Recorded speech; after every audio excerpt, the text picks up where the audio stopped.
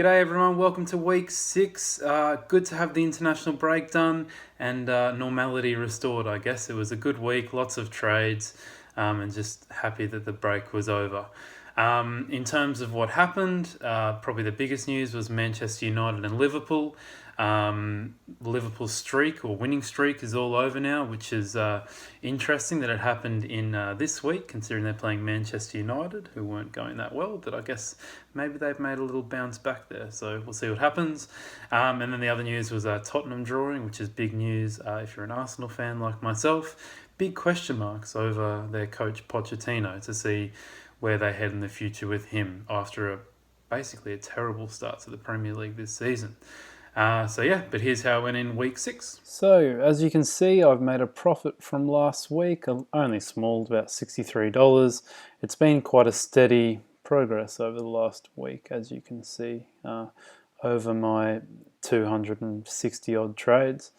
First thing I wanted to take you guys through was how I'm going in comparison to our Trademate user data.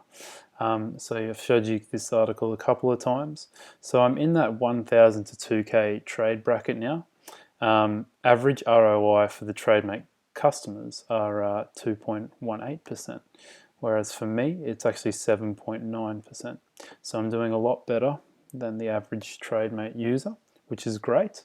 And the reason why my profits are a bit further down than the others is because of my low starting bankroll. So I only started with $1,000 US, whereas most start with a lot more. So yeah, it's obviously great that my ROI is higher than most Trademate users, but it's mostly down to luck. And I need to remember that my results will converge towards my closing EV over time. The other thing I wanted to show you guys was how I'm performing theoretically if you look at my hit rate results. So if you take a look at the graph, it shows in that 1 to 4 odds range here that my results have converged very close to this blue line here, especially here where I've placed most of my trades. So if you take, for example, odds 325, my theoretical hit rate is 30.8%, but I'm actually hitting them 29.2% of the time. I guess what I'm trying to say is that by looking at this graph, you can see that the odds are accurate over time. The balls will only get closer to the blue line over time. So in other words, there's a reason why if you look at odds range 1.75, that my hit rate is 55%, compared to odds range 1.5, where my hit rate is 63.8%. It's not about luck. These odds are actually accurate.